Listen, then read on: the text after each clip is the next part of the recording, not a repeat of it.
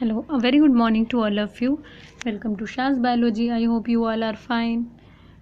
मेरे किसी स्टूडेंट ने मुझे रिक्वेस्ट करी है कि मैं सेल चैप्टर को स्टार्ट करूं और उन्हें रिवीजन कराऊं, यानी मतलब सेल चैप्टर पढ़ाऊं। ठीक है, तो मैं उस स्टूडेंट के लिए इस वीडियो को बना रही हूँ। हम लोग वैसे human health and disease continue कर रहे थे, मगर कोई बात नहीं, हम उसे भी कंटिन्यू करते रहेंगे साथ के साथ, और सेल वाले चैप्टर को भी कंटिन्यू करते हैं। तो चलिए फिर आज से हम लोग सेल पढ़ना स्टार्ट करते हैं। So let's get started. तो हमें सेल में क्या क्या पढ़ना है?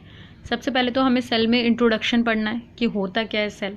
दूसरा हमें डिस्कवरी ऑफ सेल पढ़ना है, और तीसरा हमें सेल थ्योरी पढ़ना है। तो सिर्फ हमें ये 3 पार्ट पढ़ने हैं आज।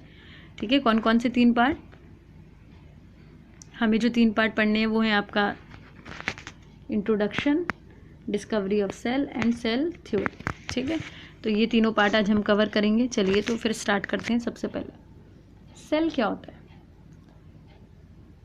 देखिए, आपके घर में दीवार है। अभी हम ये नहीं समझते कि सेल होता है क्या, अभी आप ऐसे समझिए सिंपल। हम आपके घर में दीवार है।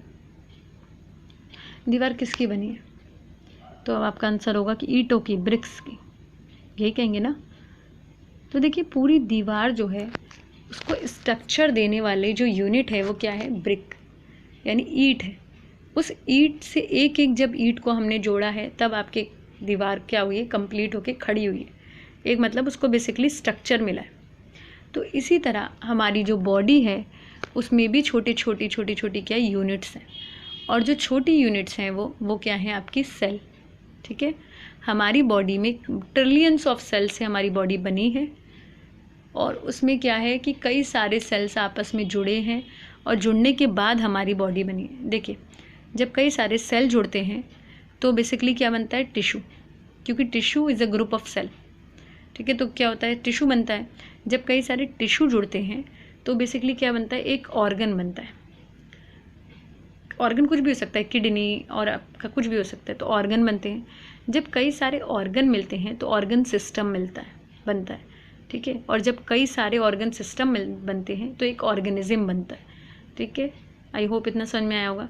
तो चलिए फिर आज समझते हैं सेल को। तो जो फंक्शनल यूनिट है, यानी हमारी बॉडी की स्टार्टिंग पॉइंट है, वो है आपका सेल। हम सब की लाइफ एक जायगोट से स्टार्ट हुई है, और जायगोट भी एक सिंगल सेल था। ठीक है, पूरा 9 मंथ का टाइम लगा हमें कंप्लीट होने में, मगर हम भी एक सेल से ही बने, एक सेल से। सुन के अजीब लगता है ना, मगर यही कहानी है। चलिए तो फिर पढ़ते हैं। The body of all organism is made up of tiny microscopic unit called cell. Tiny microscopic unit क्यों कह रहा है? क्योंकि सेल्स हमें ऐसे आंखों से नहीं दिखते, माइक्रोस्कोप के थ्रू दिखते हैं। तो सारे ऑर्गेनिजम्स की बॉडी किसकी बनी है? सेल की। The cell is a fundamental, ज़रूरी है, structural and functional unit of living organ and basic unit of life. एक लाइफ को ज़िंदा रखने के लिए, एक लाइफ को चलाने के लिए बेसिकली क्या होता है? एक सेल एक काम करता है। और सेल क्या करता है? फंडामेंटल देता है, स्ट्रक्चरल एंड फंक्शनल यूनिट होता है किसका? लिविंग ऑर्गेनिज्म का। It is the structural and functional unit of life. Cell is termed as the structural unit of life. क्यों कहते हैं structural unit of life? Because it provide structure to our body. जैसे bricks, ईंटें जो होती हैं दीवार को खड़ा करती हैं, वैसे ही सेल ने हमारी बॉडी को स्ट्रक्चर दिया है, इसीलिए उसे स्ट्रक्चरल यूनिट ऑफ लाइफ कहते हैं। अच्छा, cell is considered as the functional unit of life as well. और फंक्शनल क्यों कहते हैं? तो the function of the body takes place at cell level, क्योंकि हमारी छोटी से छोटी जो वर्क हो रहा है ना, वो बेसिकली किसके थ्रू होता है? वो हमारे सेल के थ्रू होता है।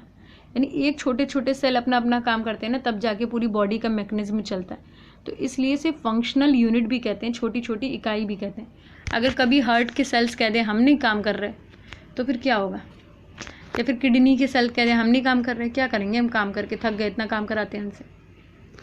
और मान लो पूरी बॉडी के सेल ने काम करना बंद कर दिया तो फिर इंसान मर जाएगा। तो बेसिकली सबसे बेसिक छोटी यूनिट जो होती है। ठीक है, चलिए, जैसे स्कूल की बेसिक यूनिट क्या है? बच्चे। अगर स्कूल में बच्चे ही नहीं होंगे तो टीचर्स किसे पढ़ाएंगे? तो स्कूल का मतलब ही क्या रहा? तो स्कूल की स्ट्रक्चरल यूनिट क्या हुआ? स्टूडेंट्स। तो आपको ये डेफिनेशन समझ में आई होगी कि structural unit of life, cell is the structural and functional unit of life. Simple definition है, मगर ये बहुत अच्छी डेफिनेशन है, मैंने बड़ी मुश्किल से ढूंढ के निकाली है। ये डेफिनेशन आपको याद करनी है, और ये बहुत अच्छी डेफिनेशन है। सेल को किसने खोजा, डिस्कवरी ऑफ सेल्स। कभी कभी बच्चे सोचते हैं कि डिस्कवरी क्यों करी है, अगर डिस्कवरी नहीं होती तो हमें पढ़ना नहीं पड़ता, मगर अगर आज डिस्कवरी नहीं होती ना तो हम लोगों की लाइफ ही पता नहीं किस तरह की होती। चलिए, तो डिस्कवरी ऑफ सेल्स, तो किसको क्रेडिट मिला, इंग्लिश साइंटिस्ट रॉबर्ट हुक को मिला। रॉबर्ट हुक ने डिस्कवर्ड किया था सेल को while looking at thin slice of cork. अब आप कहेंगे कॉर्क क्या होता है, तो जो पहले क्या होता था कि जो बॉटल्स होती थी उनमें प्लास्टिक के कैप्स नहीं होते थे।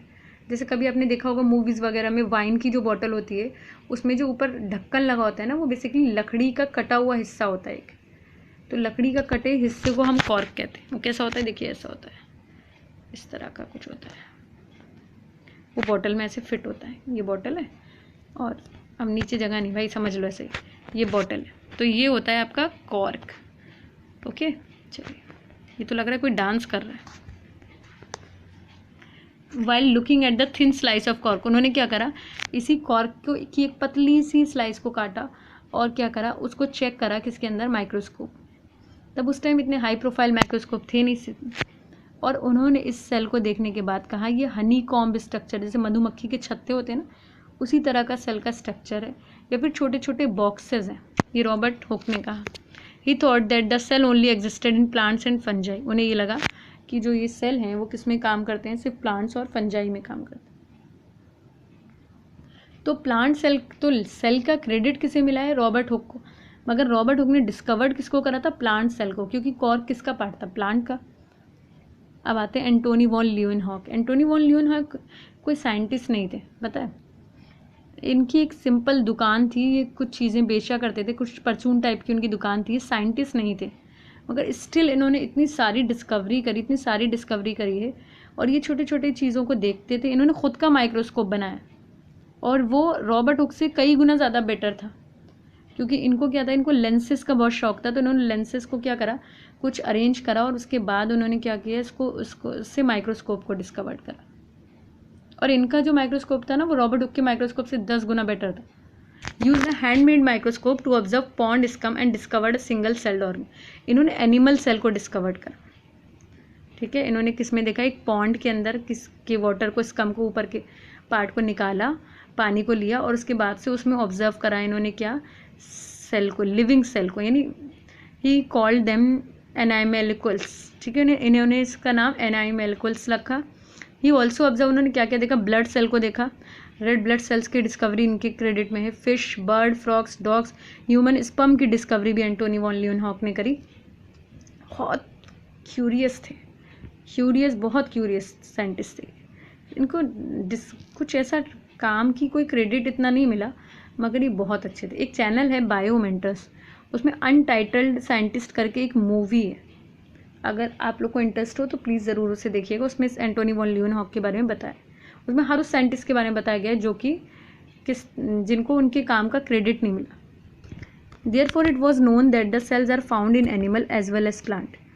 इन्होंने इसके बाद ये पता चल गया कि एनिमल में भी सेल होते हैं और प्लांट में भी होते हैं। रॉबर्ट हुक ने तो प्लांट में डिस्कवर कर दिया था। डिस्कवर्ड बाय रॉबर्ट हुक इन 1665। उसके बाद रॉबर्ट ब्राउन आए, उन्होंने न्यूक्लियस को डिस्कवर्ड करा, सेल के अंदर जो गोल गोल पार्ट दिखता है ना, उन्होंने रॉबर्ट ब्राउन ने इसको डिस्कवर्ड करा। कंफ्यूज मत होना रॉबर्ट हुक और रॉबर्ट ब्राउन में। रॉबर्ट ब्राउन ने न्यूक्लियस को डिस्कवर करा, जबकि रॉबर्ट हुक ने किसको डिस्कवर करा, सेल को, वो भी प्लांट सेल को। All the basic function of the body like respiration, excretion are carried out by cell through its cell organelles. देखिए, सेल के अंदर कई तरह के सेल और सेल के पार्ट्स होते हैं, तो बेसिकली क्या करते हैं, ये काम करते हैं, बेसिक फंक्शन बॉडी के करते हैं। ये जो ऑर्गन काम कर रहे होते हैं, मगर उनके लेवल पर तो बेसिकली क्या, कौन काम कर रहा होता है, सेल ही काम कर रहे होते हैं ना। तो cell biology is the study of cell in all aspects of structure and function. यानी सेल बायोलॉजी वो साइंस है जिसमें हम सेल के बारे में, उसके स्ट्रक्चर और उसके फंक्शंस की स्टडी करते हैं, ठीक है। Cell theory most important question आता है इसके ऊपर।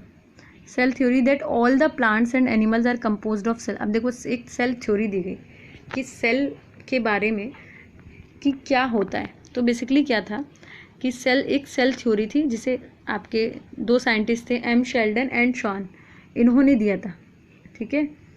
एम शेल्डन और 2 बायोलॉजिस्ट थे, टी स्वान, इन दोनों ने इस सेल थ्योरी को दिया। उसके बाद इसके अंदर एक और पॉइंट ऐड करा रेडोल्फ विर्चोफ ने। ठीक है। तो 3 साइंटिस्ट ने सेल थ्योरी के ऊपर काम करा, और होती क्या है सेल थ्योरी तो वो समझते हैं। सेल थ्योरी देखो, जो शेल्डन एंड श्वान ने दिया वो 2 पॉइंट थे, मगर एक पॉइंट, सेल थ्योरी में 3 पॉइंट है, मगर रेडॉल्फ विर्चॉव ने बाद में एक पॉइंट ऐड करा, वो भी हम आगे देख लेंगे। देखो, cell theory that all the plants and animals are composed of cells and cell is the basic unit of life. तो 2 पॉइंट थे, एक तो सारे एनिमल और प्लांट्स जितने भी हैं वो किससे बने हैं, सेल से बने हैं, और दूसरा पॉइंट सेल जो होता है वो क्या होता है, बेसिक यूनिट होती है लाइफ की। अब ये 3 पॉइंट है।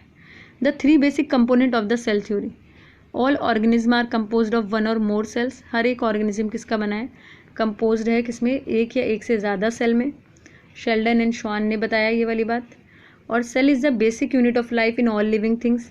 सेल जो है वो बेसिक यूनिट है लिविंग थिंग की, तो ये भी शेल्डन एंड श्वान ने पॉइंट दिया। जो अच्छा, जब इनसे पूछा गया कि सेल, नए सेल कहाँ से बनते हैं, तो ये बता नहीं पाए बेचारे, तो उसको बताया किसने, रेडॉल्फ विर्चॉव ने। उन्होंने बताया कि all cells are produced by the division of pre existing cell. इन्होंने ये बताया कि जो नए सेल बनते हैं वो पुराने सेल से ही बनते हैं, यानी पुराने सेल से ही नए सेल का निर्माण होता है। ये किसने बताया, ये बताया आपके किसने, रेडॉल्फ विर्चॉव ने। ठीक है, देखिए development of cell theory. Rudolf Virchow German physician थे। After extensive study of cellular pathology पे इन्होंने काम किया, सेल की पैथोलॉजी पे, concluded that cell must arise from pre existing cell. और इन्होंने ही बताया कि जो सेल होते हैं वो पुराने सेल से डिस्कवर्ड करते हैं। तो आई होप आपको इतना समझ में आ गया होगा। अगर आपको मेरा लेक्चर पसंद आए तो please like, share and subscribe करिएगा। Thank you.